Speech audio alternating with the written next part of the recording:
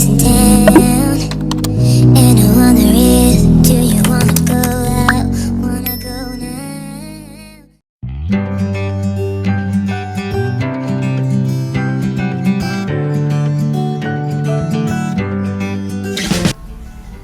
Hello everyone, welcome back to my YouTube channel. So for today's DIY, we're going to use a v-neck t-shirt for the DIY number 1 and 2. For the DIY number 1, the off-shoulder smock top, we're going to measure the neckline down to the shoulder line 7 inches and also to the other side and connect it in curve line. And then going to cut it.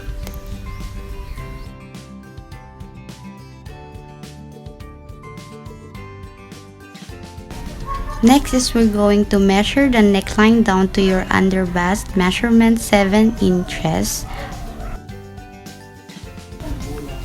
And next, from there we're going to measure 7 inches downwards again for the length of the top.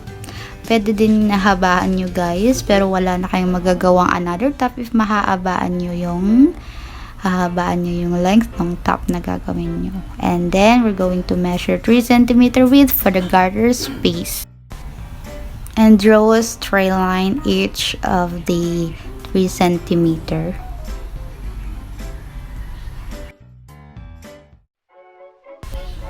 Same measurements guys dun sa may back niya, para equal siya. So, for the next step, from dun sa may neckline niya, may measure natin yung width ng garter na ating gagamitin, and then ipipin natin siya.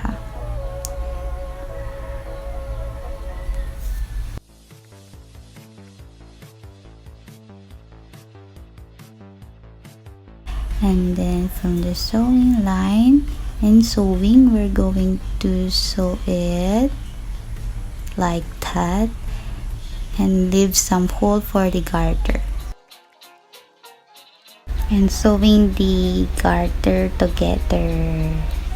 And also the hole, we're going to takip that by sewing it. And then next is putting garter to the 3 cm marks. Magsisimula tayo dun sa pangalawang lines.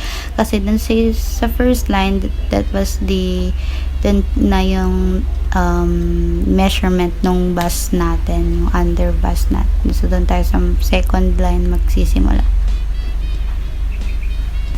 And sewing the garter guys, dapat i-stretch nyo yung garter ha. And then, we're going to i-hem muna natin bago natin ituloy doon sa pagkabit ng garter.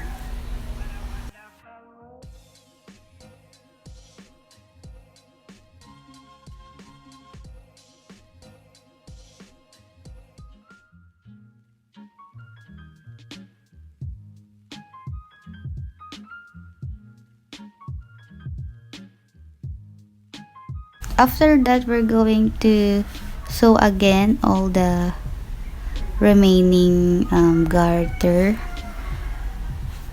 So, apat lahat yung garter na nilagay ko.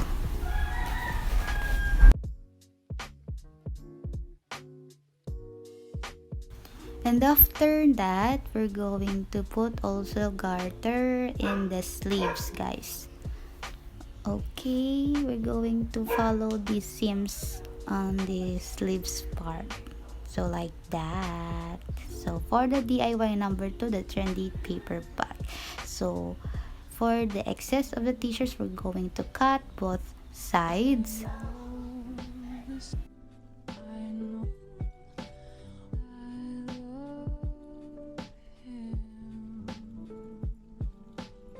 And the other piece, ilalagay natin dun sa may taas, and then i-connect lang natin siya by sewing it vertically.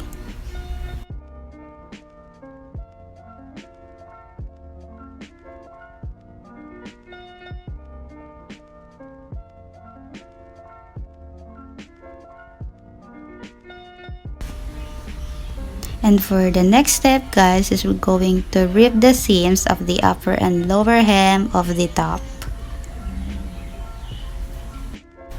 And then hem now the sides, both sides, guys, okay?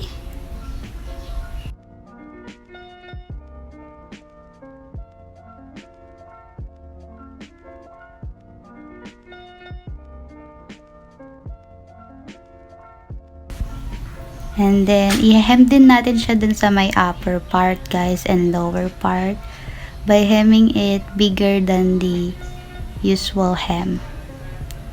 Like that. Mga 1.5 inch siguro, guys. Inches. 1.5 inches or 2 inches. Depende, guys, sa inyo.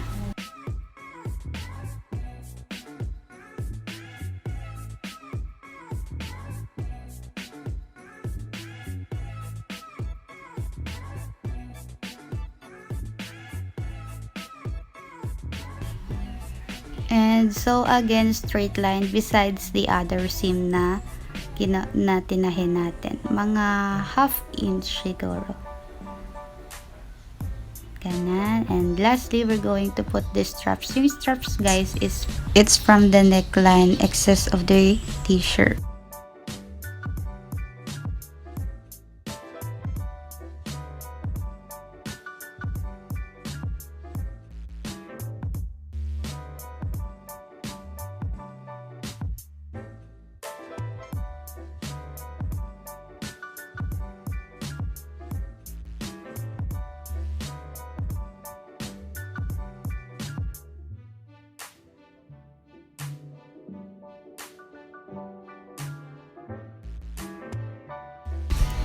And for the last DIY, guys, making the bandana top. For the first step, we're just going to fold it into triangle shape.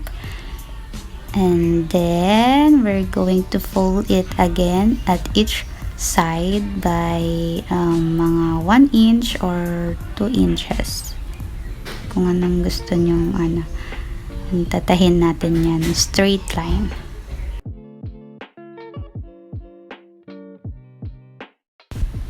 And for the last step of the DIY number 3 is putting the strap. Yung strap is mabibili nyo lang yan, guys, sa kung saang mga store, sa mga may supplies, school supplies. And that's all for today. We're going to see the final transformation now.